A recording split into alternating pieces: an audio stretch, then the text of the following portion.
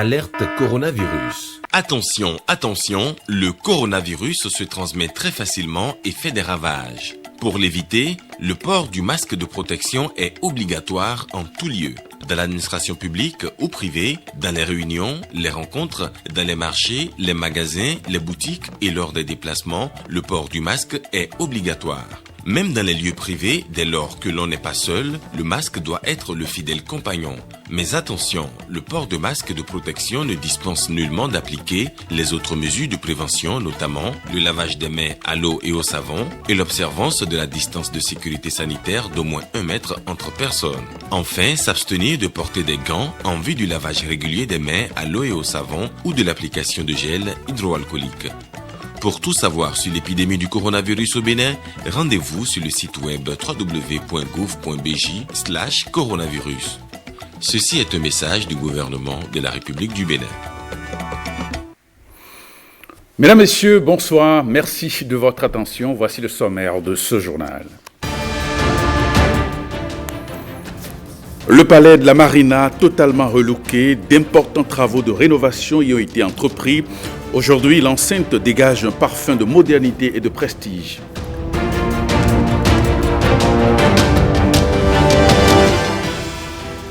La jeunesse du département des Collines appelle Patrice Talon à briguer un nouveau mandat à la tête du Bénin afin de parachever ses œuvres. C'est au détour d'une sortie politique ce week-end. Et puis le Parlement vient de procéder à une relecture de la loi portant code des marchés publics en République du Bénin. L'objectif poursuivi est de simplifier les procédures.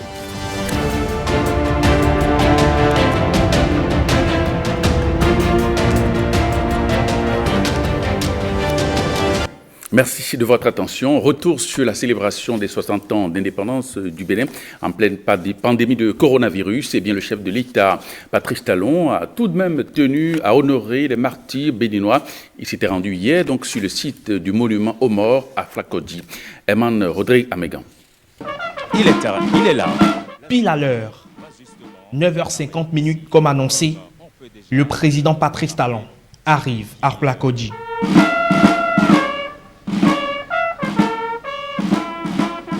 Le rituel est exécuté dans la symphonie de l'ogre. Le chef de l'État qui on a présenté la gerbe qui va la poser délicatement au pied du monument aux morts. La rectitude du regard témoigne de la solennité de l'instant. Chaque partition, chaque note, chaque souffle dans le sabre ravive un souvenir. Celui non contesté des Béninois, tombé pour la nation.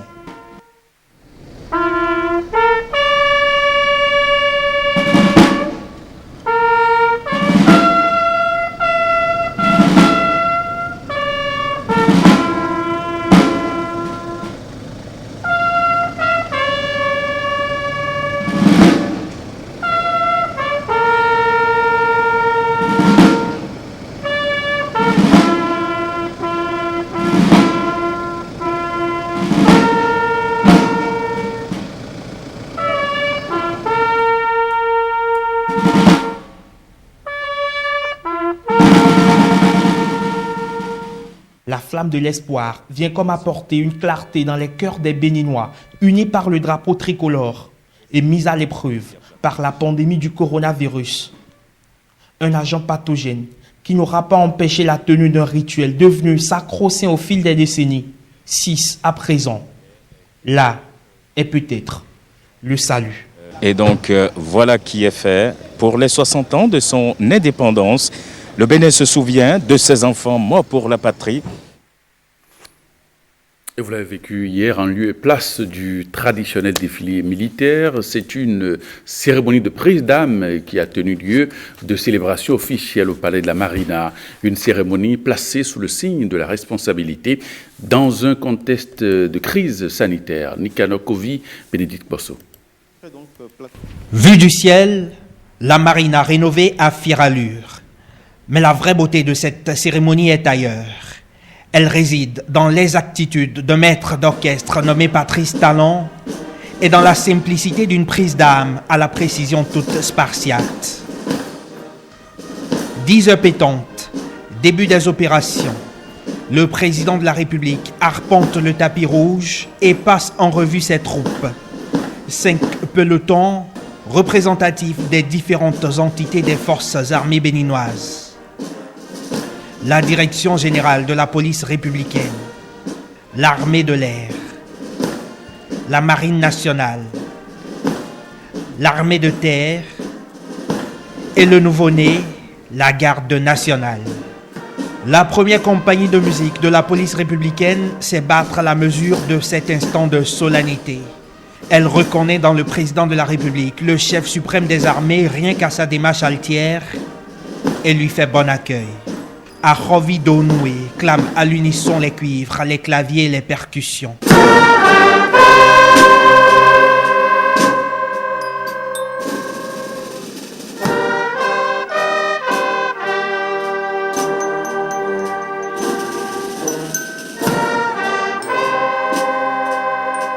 Le drapeau tricolore, battu par les vents mais toujours arrimé à son mât, symbole d'une république debout, malgré le coronavirus.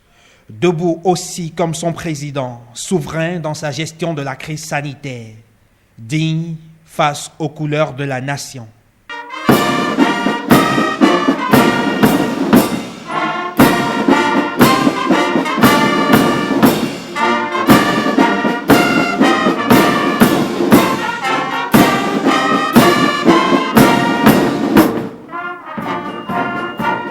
« 10h13 à l'horloge, justant le peron des bureaux du président de la République au moment du retrait du drapeau tricolore, annonçant la fin de la prise d'armes.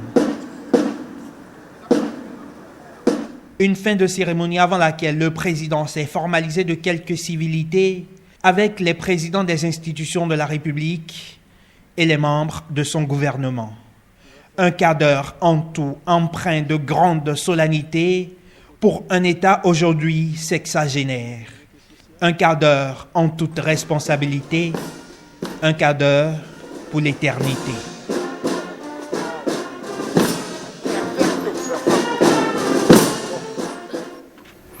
Et puis amène maintenant à la découverte du palais de la présidence qui, vous le savez, a fait peau neuve, un palais entièrement rénové avec des œuvres architecturales et qui, vous le verrez, donne place à un paysage plus attrayant. Regardez.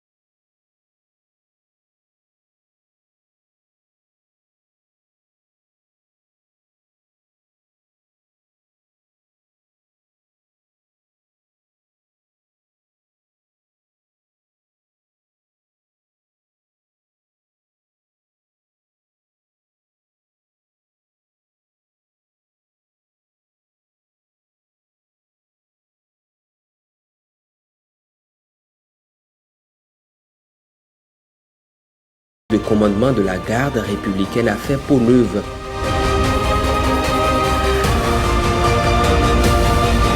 Le palais change de visage à l'image du pays.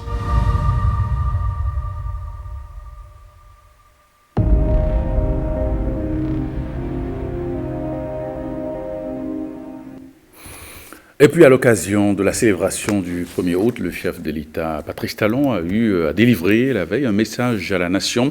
Il a rendu hommage à ses prédécesseurs et est revenu sur le bien fondé des réformes qui portent déjà leurs fruits et s'est enfin prononcé sur la gestion de la crise sanitaire actuelle. Un message fortement apprécié par les Béninois. Quelques-uns se prononcent ici au micro de Lénèque Agbazaou. Il a fait un récapitulatif de toutes les actions menées par son gouvernement pendant les 4 ans qu'il a eu à faire. Et il faut retenir globalement que beaucoup de réformes ont été engagées. Nous constatons dans le pays des infrastructures qui sortent de terre. Le Bénin est en pleine transformation. Nous pensons qu'il a projeté le Bénin dans l'avenir. Il a rappelé aussi les performances du Bénin suite aux notations. Le Bénin est classé 2e de l'Afrique en termes de gouvernance économique. Et l'année dernière, le Bénin était 1er de l'Afrique francophone en termes de transparence budgétaire. Aujourd'hui aussi, nous sommes heureux que le Bénin soit classé parmi les pays en voie de développement. Le Bénin a quitté le stade des pays pauvres pour être classé parmi les pays en voie de développement. Tout ceci ne peut que rassurer nos citoyens parce que nous pouvons espérer un lendemain meilleur. Il nous a aussi exhorté à continuer par garder patience puisque les réformes ça peut ne pas agir directement sur notre quotidien et que probablement tout le monde n'est pas en train de jouir des fruits de ces réformes-là en tant qu'individu, mais que les fruits sont portés pour l'intérêt général.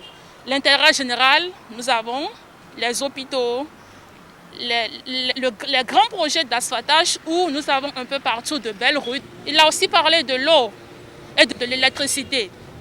C'est denrées qui étaient quand même rares dans certaines agglomérations de notre pays, dans certaines régions. Le travail, on parle du travail. On doit travailler. Et notre président nous a encouragé de travailler.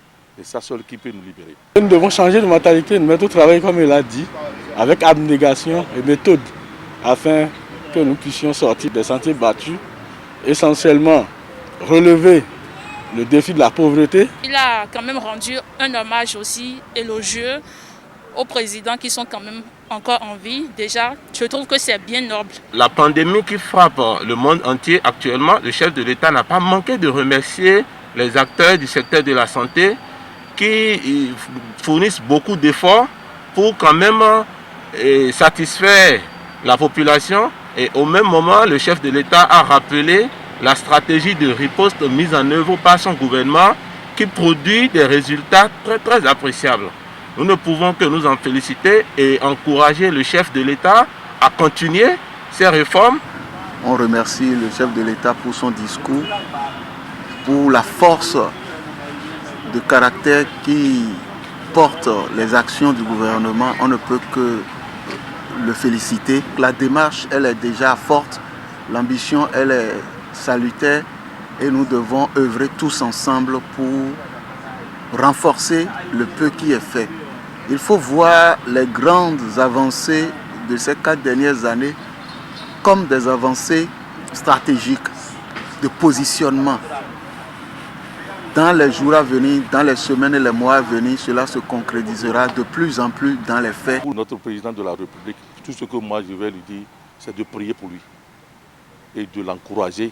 Je prie pour lui et je demande à tout le monde de prier pour notre président, pour qu'il ait la santé, pour continuer ce qu'il est en train de faire. Et puis dans le cadre du 60e de notre indépendance, un culte d'action de grâce a été organisé à Porte-Nouveau sous l'autorité de l'évêque de Porte-Nouveau, un culte d'action de grâce qui a vu la participation du président de l'Assemblée nationale, lui, Gaounou Vlavonou, et plusieurs personnalités politiques. Guillaume Avienne. Une tradition encore respectée cette année. Le clergé catholique du diocèse de Porte-Nouveau célèbre un culte d'action de grâce pour commémorer le 60e anniversaire de l'indépendance du Bénin. La messe dite en cette soirée de vendredi 31 juillet à la veille du 1er août, la date anniversaire de l'indépendance du pays, une messe présidée par l'évêque en personne a été une occasion d'exhortation à une vie de prophète digne en référence au test du jour, le vendredi de la 17e semaine du temps ordinaire. Ces lectures nous rappellent que la mission prophétique n'est pas l'apanage de la personne confinée dans le religieux. La mission prophétique rejoint le laïc engagé dans la société, surtout quand il aspire à la gestion de la société politique, économique et sociale. L'Église invite alors la communauté politique du pays, venue assister en grand nombre à cet office religieux, à devenir, après 60 ans d'indépendance du Bénin, une communauté de prophètes. L'institution reste convaincue que ces noces de diamant de l'indépendance devraient être le début d'une croissance humaine qui se poursuit à travers la mission prophétique que les uns et les autres exercent déjà de sa position sociale ou continuent d'exercer. Un message compris apparemment. Même si l'Église n'est pas un acteur politique, l'Église a quand même joué un rôle fondamental en matière politique dans ce Bénin et tout le monde le sait. Donc ce qui se passe ce soir n'est qu'une traduction de l'esprit de concorde impulsé par l'Église catholique à la classe politique béninoise depuis la conférence nationale. Au-delà de tout ce qu'on voit, de tout ce qu'on entend, j'aimerais que le peuple béninois soit conscient de d'où nous venons et prenne conscience de là où nous sommes aujourd'hui. Pour l'Église, nous sommes tous des prophètes des temps modernes avec le risque d'être incompris par les nôtres, comme Jésus lui-même en a fait l'expérience, et c'est à ce prix que nous pouvons nous rendre utiles à l'humanité.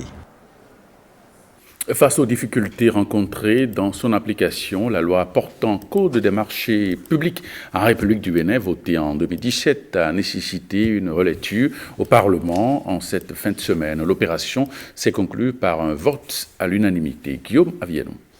La loi du 19 octobre 2017 portant Code des marchés publics en République du Bénin en relecture au Parlement. Après plus de 2 ans d'expérimentation du test, qui fixe les règles régissant la passation, le contrôle, l'exécution, le règlement et la régulation des marchés publics en République du Bénin, le test dans son application a fait apparaître des difficultés au niveau des opérateurs économiques, mais aussi dans le rang des acteurs de la chaîne de passation des marchés publics. Cette révision permettra de l'amélioration du climat des affaires par la prise en considération des dispositions de facilitation de l'accès aux marchés publics par les petites et moyennes entreprises. La prise en compte des nouvelles directives de l'UEMOA relatives à la réglementation des marchés publics. La préparation à l'usage du mode de gestion budgétaire assis sur les programmes prévus pour compter de 2021. Le nouveau test proposé par le gouvernement pour examen et adoption au Parlement supprime de la loi de 2017, entre autres, l'exigence de production des pièces administratives dans les dossiers de soumission des marchés, la réorganisation de certains processus et l'introduction de dispositions visant la digitalisation pour réduire les délais excessifs des procédures de passation des marchés publics, puis la clarification et l'alignement des principales méthodes de passation sur les bonnes pratiques recommandées au plan international et par les directives de l'UEMOA. Je constate l'alignement du Bénin par rapport aux recommandations de l'UEMOA. Ça nous positionne vraiment comme un bon élève au niveau de cette institution. Les entrepreneurs continuent de se plaindre de ce qu'ils n'arrivent pas à recouvrer les dus par rapport au trésor public. J'espère qu'à partir du vote de la révision là maintenant, que ça leur sera plus facile. Les porteurs du test, votés en cette fin de semaine, pensent que l'État vient de lever un grand frein à l'accès au marché public à tous les opérateurs économiques, quel que soit leur bord politique. Ce dimanche, le directeur des examens et concours a fait la délibération de l'examen du brevet d'études du premier cycle, session de juillet 2020, 51,19%, le taux de réussite contre 56,72% l'année dernière. Suivez au micro de Marcel Arrossi, le directeur des examens et concours. Taux de réussite national 51,19%. Dans l'ordre viennent les départements ainsi qu'il suit.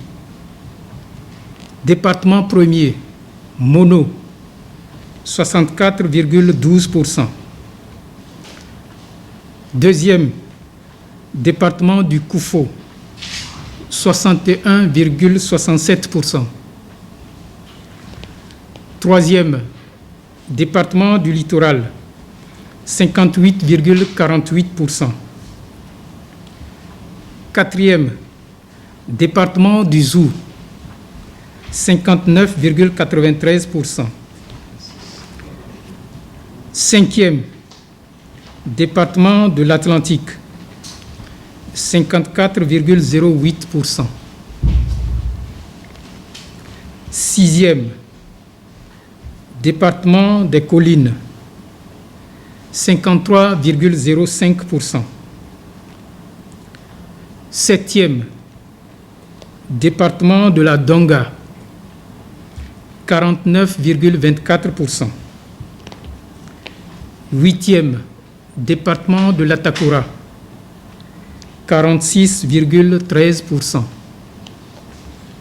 Neuvième, département du Borgou, 45,37%.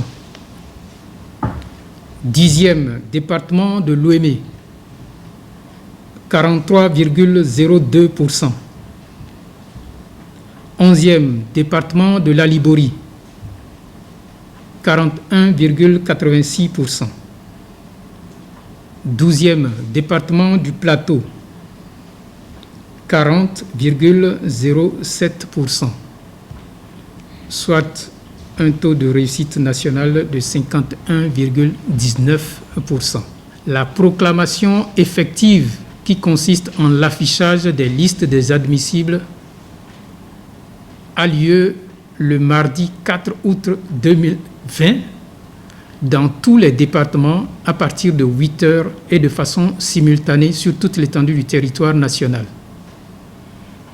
Mais d'ores et déjà, chaque candidat peut consulter son résultat à compter de cet instant sur la plateforme e-résultats. Il faut ajouter que les candidats de la série MC sont invités à se présenter pour les épreuves sportives et orales le jeudi 6 août 2020 et ceux de la série ML le vendredi. Politique, la jeunesse des collines engagée pour la réélection de Patrice Talon en 2021. C'est un mouvement politique départemental mis en place pour fédérer les énergies en vue d'exhorter le chef de l'État à briguer un nouveau mandat. L'appel à la mobilisation a eu lieu vendredi dernier. Jérôme Bob.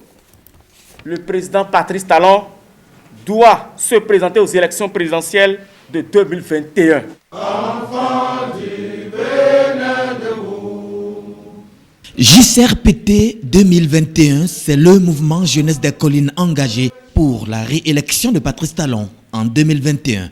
Un regard dans le rétroviseur aura convaincu ces jeunes. En 2016, notre pays était dans une situation déplorable. Inutile de rappeler l'atmosphère au relent de népotisme, de régionalisme, de concussion qui rayait au sein de l'administration publique. La faiblesse de l'économie nationale, le manque d'infrastructures durables, les chantiers abandonnés ou éléphants blancs, les réformes structurelles, politiques et institutionnelles engagées sous le leadership du président Patrice Talon ont permis de faire progresser notre pays et de réaliser des performances économiques inédites. Ils disent ne pas vouloir rester en marge de cette dynamique sous aucun prétexte.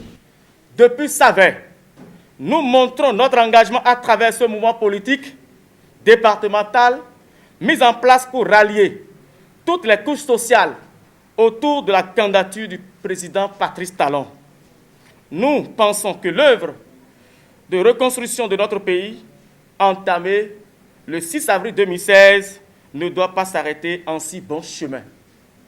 La jeunesse du département des Collines est prête et mobilisée autour du président Patrice Talon. Le directeur du Fonds d'aide à la culture, représenté à la cérémonie, a adressé 3 messages d'encouragement à ces jeunes relais politiques. Première chose, il m'a dit de vous dire que vous êtes des Sundiata Keïta du Bénin. La deuxième chose, vous avez opté pour le leadership de la graine de café. Quand vous mettez la graine de café dans de l'eau, elle fond et impose sa saveur et son goût.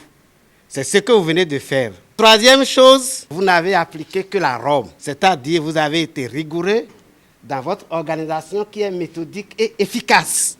Il a dit, on ne peut pas avoir fait ces 3 choses et ne pas bénéficier de lui, de ses soutiens.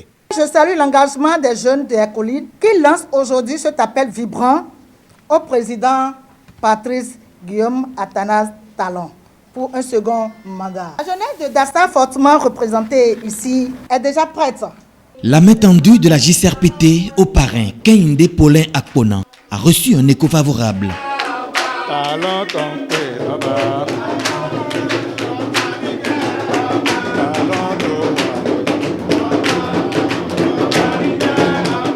Ce mouvement départemental installe bientôt les structures et coordinations communales et d'arrondissement.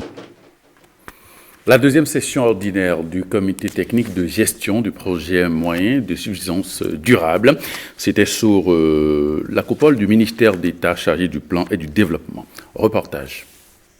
Le comité technique de gestion du projet moyen de subsistance durable, PMSD, a tenu sa deuxième session de l'année. Les travaux de cette session, conduits sous la présidence de la secrétaire générale adjointe du ministère du Plan et du Développement, ont permis d'analyser les performances du projet au 30 juin 2020 et de faire des recommandations à l'endroit de l'unité de gestion du projet pour l'atteinte des résultats fixés pour cette année.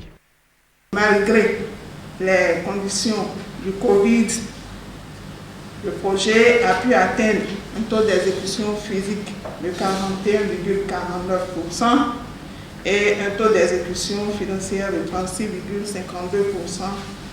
Cela voudrait dire que nous avons pleinement espoir que les performances seront atteintes. Je crois que tout ce que nous avons collecté ici comme recommandation compte et soyez rassurés, tous les acteurs seront satisfaits de l'exécution de ces recommandations. Les membres de ce comité, le représentant résident du PNUD et le maire de la commune de Savalou ont effectué une visite de terrain pour mieux apprécier les infrastructures réalisées pour les cultures à contre-saison dans les villages de Damé et d'Aouiankame au profit des populations. Nous remercions et saluons les initiateurs de ce projet et nous souhaitons d'autres formations. Les membres du CTG saluent l'initiative. Ce projet se retrouve parmi les meilleurs projets en termes de visibilité, en termes de résultats sur le terrain et en termes d'impact sur le développement local. Nous, ce que nous avons à faire, c'est de veiller, de prendre les dispositions pour que tout ce qui est fait comme réalisation puisse être bien approprié et qu'il y ait une pérennisation de ces acquis. Appuyé par le gouvernement du Bénin, le Fonds pour l'environnement mondial et le Programme des Nations Unies pour le développement, le PSMD vise à soutenir une agriculture résiliente, à mettre en place des moyens de subsistance durables et à réduire la vulnérabilité des communautés face aux effets néfastes des changements climatiques dans 5 communes du Bénin. J'ai beaucoup appris à travers nos échanges, à travers nos visites sur le terrain. L'accompagnement que nous faisons auprès du gouvernement du Bénin pour assurer le bien-être des populations béninoises, nous sommes dans le bon chemin. Le maire de la commune de Savalou promet mettre tout en œuvre pour la viabilité des sites aménagés et la durabilité des acquis du projet. Alerte coronavirus. Attention, attention, le coronavirus se transmet très facilement et fait des ravages. Pour l'éviter, le port du masque de protection est obligatoire en tout lieu. dans l'administration publique ou privée, dans les réunions, les rencontres, dans les marchés, les magasins, les boutiques et lors des déplacements, le port du masque est obligatoire. Même dans les lieux privés, dès lors que l'on n'est pas seul, le masque doit être le fidèle compagnon. Mais attention, le port de masque de protection ne dispense nullement d'appliquer les autres mesures de prévention, notamment le lavage des mains à l'eau et au savon et l'observance de la distance de sécurité sanitaire d'au moins 1 mètre entre personnes. Enfin, s'abstenir de porter des gants en vue du lavage régulier des mains à l'eau et au savon ou de l'application de gel hydroalcoolique. Pour tout savoir sur l'épidémie du coronavirus au Bénin, rendez-vous sur le site web www.gouv.bj/coronavirus. Ceci est un message du gouvernement de la République du Bénin. Eh bien, ce journal se refait. Merci de votre attention. À 23h30, Rachid Adbio Maman pour le JT SOA. Merci et à très bientôt.